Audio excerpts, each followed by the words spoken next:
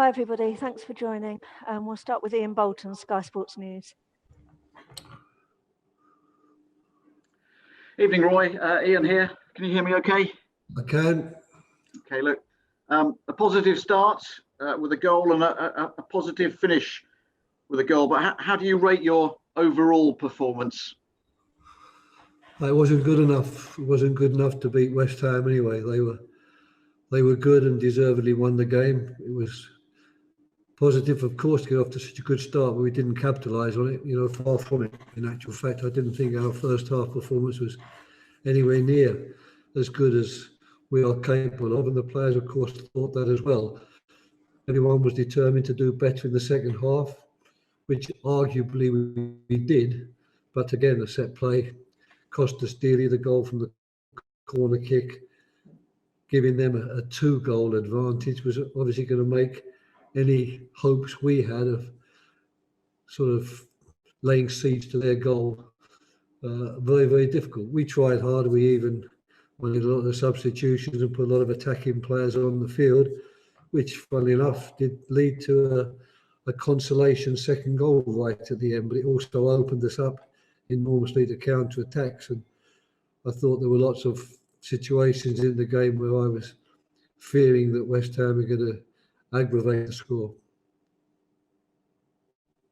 After 3 matches, though, without a goal, how pleasing was it to see, Wilf Zaha and Michy Batshuayi on the score sheet? Yes, it's. I'm afraid it's a sort of scant consolation. That's what I'd say. I mean, of course, I'm always pleased to see players on the score sheet, but you really want to see your players on the score sheet when the team has won the game or maybe got a good point somewhere. And when they're on the score sheet and you've conceded 3 like we did, and 2 of them from set plays, I find it very hard to sit here at the moment and be positive because I'm basically feeling a little bit negative about everything because I thought that we were going to do better tonight than we did. Okay, so what do you need to learn from this? And, given that it's now, just 1 win in 10 in all competitions, how concerning is that for you? Yeah, it's concerning. I mean, I can't go back 10 games. I don't quite know what people are referring to there. I mean, this is in four games in the Premier League. We've lost the last 2, but before that we'd won 1 and drawn 2, and the 2 draws were away to Arsenal, at home to Leicester. So I didn't think that was such a bad period we were in. Now I can't remember what was before that, but maybe they were tough games as well that we lost. I can't remember. But again, it's a statistic, it's the sort of statistic that rule our game at the moment, but it doesn't make any difference to me in terms of what I have to do in my daily work. And the daily work now is to make certain that first of all, we dust ourselves down and we try and put this defeat behind us as quickly as we possibly can. And the only way to do that will be to train hard and to make certain that when we play against Wolves on Saturday, our performance is an awful lot better than it was today, because Wolverhampton are a very good team too, and will be quite capable of doing to us what West Ham did, unless we play better and make it more difficult for them to score and create more chances ourselves. But finally, from me, Jean-Philippe Mateta has joined you this week. You said he wouldn't play tonight, but is there a chance of him featuring for you at the weekend? Yes, I think so. I mean, obviously he'll train with us on Thursday and Friday.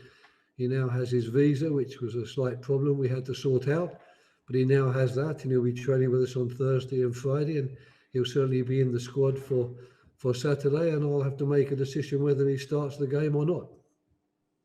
Roy, thank you. Listen, wish you well. Thanks, Ian. Thank you. We'll go to Jack Rosser of the Evening Standard. Evening, Roy. Evening. I think you spoke recently about how Ray Lewington managed to fire up the players after a poor first half against Leicester, I think it was. How much did you miss having him in the dugout tonight? And could you just explain why he's having to isolate? Well, it's always important to have your assistant manager and first team coach with you in games. So, of course, when he's not there, we miss him. But unfortunately, he's having to isolate at the moment. because of coronavirus, and we'll have to wait until that isolation period is over before we can welcome him back. But when he gets over that, and I hope that will be fairly soon, he'll be more than welcome back on the bench. But I've got to be honest with you, I don't think there's so much more he could have done tonight to help us, because neither he nor I play. It's the players who play, and they were the ones who themselves accept that today they were below their best. And just to double check, has he himself tested positive? Is he okay? No, he caught the virus, we think, from a household member, but has tested positive. But he's not feeling that bad, luckily.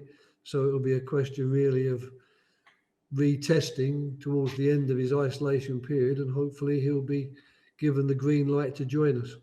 Cheers, Roy. Thank you. Thanks, Jeff. Okay, are there any other questions? Please, if you can use the emoji. I can't see any more hands up at the moment. So we'll call it a night. Thank you very much. Thanks, everyone.